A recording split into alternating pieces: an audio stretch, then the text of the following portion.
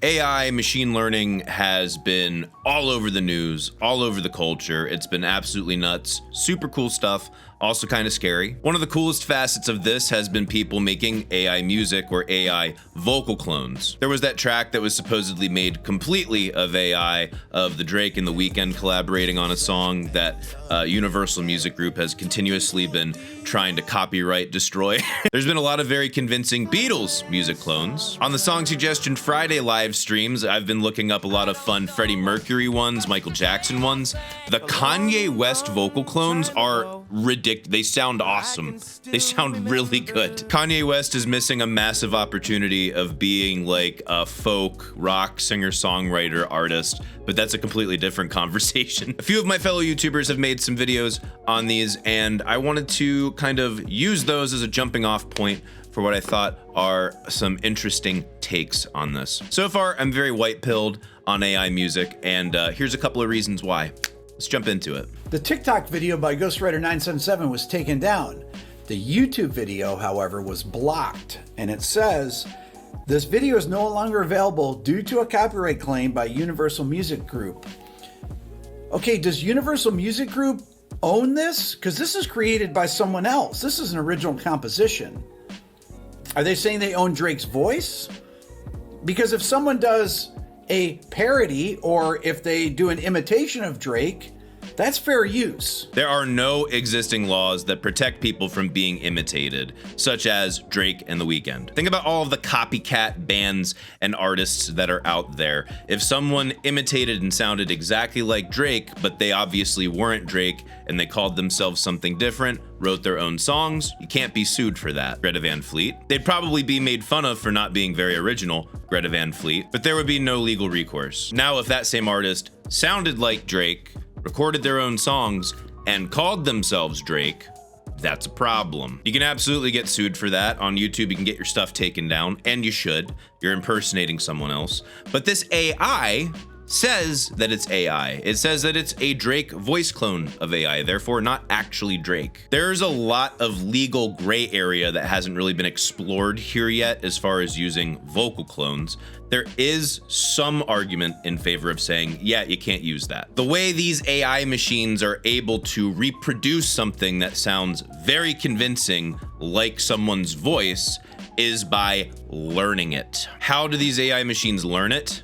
They digest or analyze tons of recordings of these artists. Those recordings they are listening to are copyright protected masters. So that's a little bit weird. It's similar to when rap artists sample a recording and recreate a whole song around that sample. You know, the original artist who made that recording that they sampled is entitled to some royalties.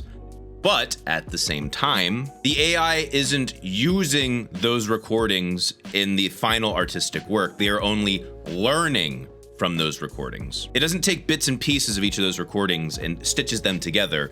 It learns some type of algorithm that it creates in order to fabricate something that sounds a lot like it. And it's fabricating a new audio file, not a recording. There is a difference. An audio file is just a file that makes sound when your computer runs it. It doesn't have to literally be a performance of someone, which is where these recording copyrights fall under. It's copyrighting the performance that was captured. Obviously, there's a lot to dive into here. There's a lot of back and forth, and I'm gonna have to cut it short just because I don't wanna get too far into it. My gut tells me that a vocal performer should get some sort of royalty for someone using a vocal clone of them. Something like that. I don't think it matters as much after they're dead necessarily, but there's a whole other pool of things to dive into there that I don't want to get into right now. But a performer getting a royalty off of someone using their vocal clone doesn't have to look like a percentage of a song. I already have recordings of artists in libraries that I use when I make music or when I mix. Submission Audio has a Jacob Umansky library that's the bassist for Animals as Leaders, and it sounds incredible. Here, let's take a quick listen to it.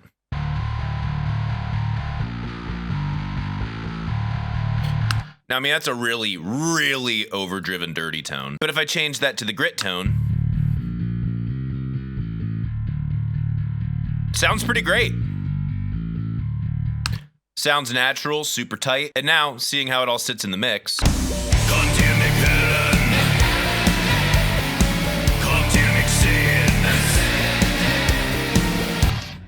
sounds great, sits awesome. And Bogren Audio has a Karim Lechner library. He's the drummer for Decapitated and Septic Flesh. Take a listen to this.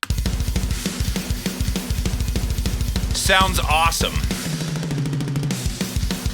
In the mix.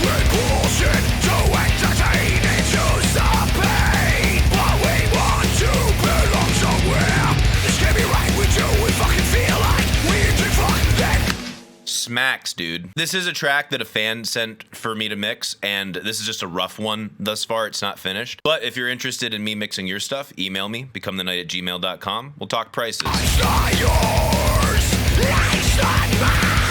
But we're the quest now. Everything is left all right now. These guys get a royalty every time that library is purchased, but they don't get a royalty every time someone uses that in a song. This is essentially how I think AI vocal clone libraries are gonna work in the future. You essentially have a one-time payment to get this AI vocal clone, run it as a virtual instrument. It'll specialize in one artist, or maybe it'll have a handful of no names that will be on there, and those performers will get a cut of each sale of that vocal clone library. This, in my opinion, is an awesome unlock for people who don't really sing or can't sing well, but want to make great music. Is it the same as having a real vocalist? Not really, because you're going to be using something that thousands or millions of other people are going to be using, so it takes away the uniqueness factor, a little bit of that personal factor. But is it better than having no vocals at all? Potentially, yes. That puts more power in more people's hands with a lower barrier to entry. I think that's fabulous. People will accept these. As a matter of fact, many of them will like the AI versions better than the original artists, like More Life Shaq, like AI Drake better than Drake. At first, the labels are going to be like, oh, this is great. We have this new source of revenue that we never knew was going to exist. This is amazing. And the artists are going to say the exact same thing.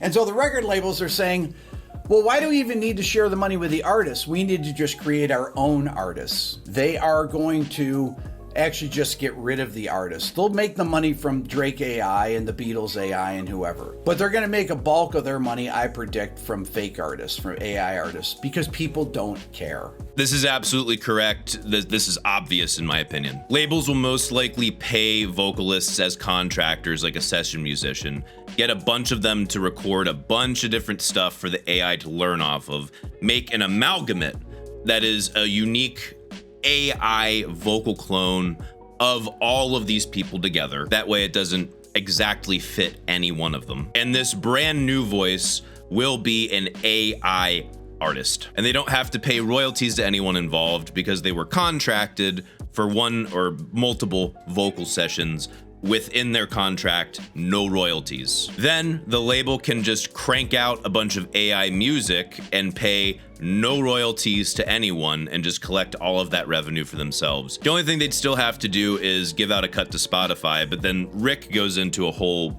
thing there talking about Spotify making their own artists, which is gonna pop open a real interesting can of worms. All in all, I see no problem with this. If you are that easily reproducible and replaceable, then I think it begs the question, what value were you bringing to the table in the first place? Now, I'm sure AI will be so good that it'll be able to mimic or reproduce pretty much anything amazingly. I'm sure that's gonna happen, but y'all were on the chopping block first. Let's just remember that. In a later video, Rick kinda walks this back a little bit, and I think he has a pretty prescient point here. Another glaring thing to me is the fact that it's going to be very difficult for AI artists to break in. Now, I just made this video where I said that AI artists are going to be able to be developed by record labels and by streaming platforms like Apple Music and Spotify. But it's not going to be that easy if you look at this list. Why? Because it took years for these artists to get at the top of the platform. Ed Sheeran, even The Weeknd, Taylor Swift, these people have been around for a long time. They really have. Miley Cyrus,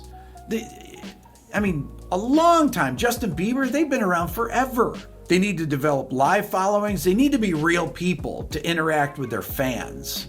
And that's the one thing about AI artists, is that they're not going to be able to really interact with their fans, at least on the human level. So for all the people that are worried about AI taking over, I think this list is pretty telling. That doesn't mean that AI artists can't come in, because the pop music is easiest to be mimicked by AI. But I wouldn't be too worried about it if I were an artist out today. Now, I'm kind of mixed on this one, but again, Rick has a good point. I would have probably mostly disagreed with him until going to that Taylor Swift concert a few weeks ago. I made a video on that. If you haven't seen it, it was very enlightening in its own way. Seeing 70,000 fans stand and sing along for 3 hours for a very musically bland experience was very telling. Your lowest common denominator music listener doesn't need a musically rich experience. They need something to connect to personally, and Taylor Swift is that person they connect to, not the chords, not the melody. The chords and melody can be used as quick hooks, but that's not what keeps them around long term. So in that sense, yes, it will be extremely difficult for AI artists to break into the current market because they don't have that immediate personal connection parallel. But AI and blockchain can provide some audience engagement alternatives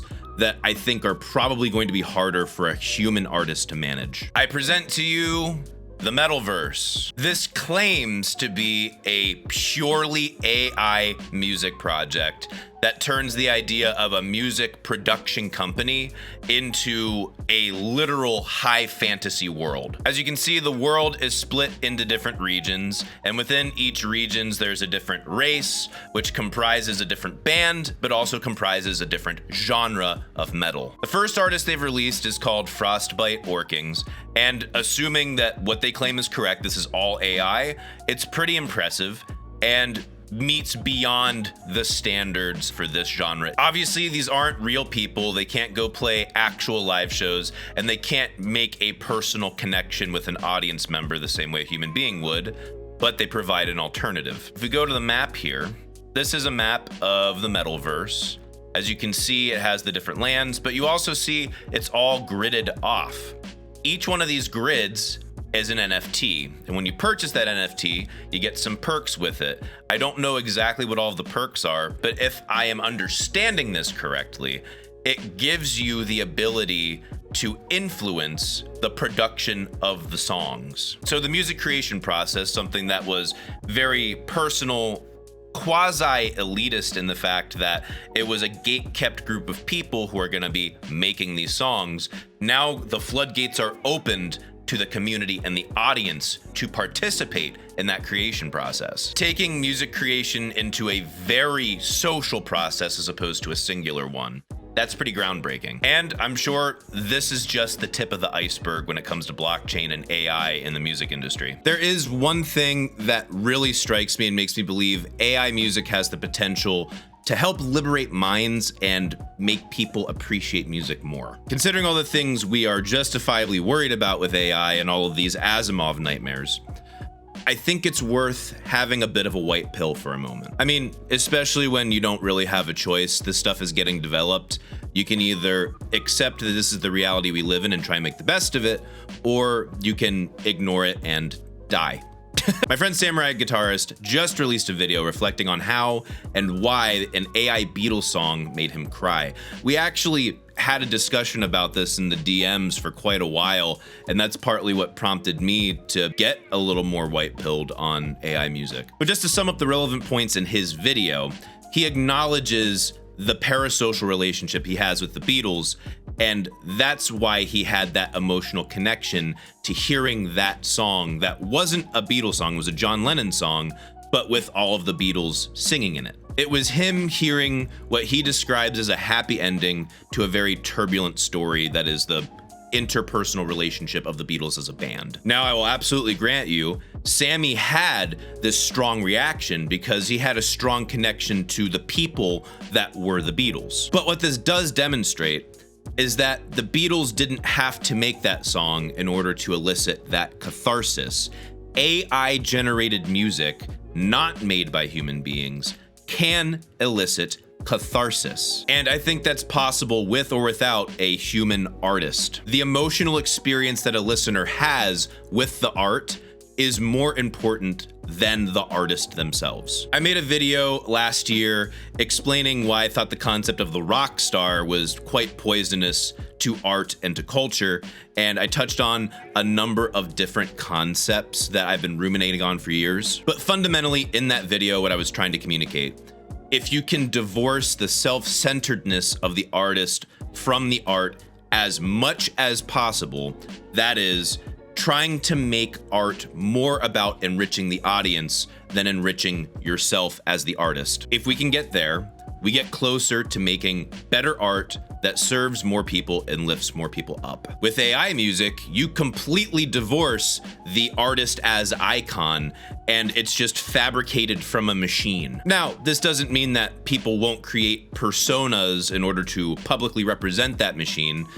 Examples like giving it a name, giving it a face or a picture, and giving it a personality. Through this growth stage of integrating AI music, there will absolutely be unhealthy parasocial relationships with machines or personas as opposed to actual people. We already see this happening with the weebs wanting to marry their freaking dating sim bots, for crying out loud. But we are given the opportunity to put the music, that is the non-semantic sound, front and center as opposed to a personality. There's the opportunity to refocus people's attention away from celebrity back to the deeply personal and social experience of music, allowing people to get in touch with deeper meaning and the ethereal again. I want to have hope that we would pursue something like this instead of continually exploiting people's evolutionary needs for profit. Exploitation will continue, but all you have to do is choose otherwise to make a change. Literally, just decide not to consume it. If we talk about it, if we plan ahead, if we think about viable alternatives to putting art first as opposed to profits, then we have a chance. If you're blackpilled on this stuff, then you have already surrendered and you're effectively dead. There's nothing brave about giving up, period. If you really care about music, then let's talk about making AI a healthier future as opposed to an unhealthier one, and take steps towards that as opposed to trying to pretend as though we can stop this technological progress. There's no stopping it. AI is the new nuclear arms race. I think there's an astounding amount of good that can be done here. And if we just think about it that way and try and control the course of development and implementation, we have a shot. We got a shot to do good things, people. Love you. Bye.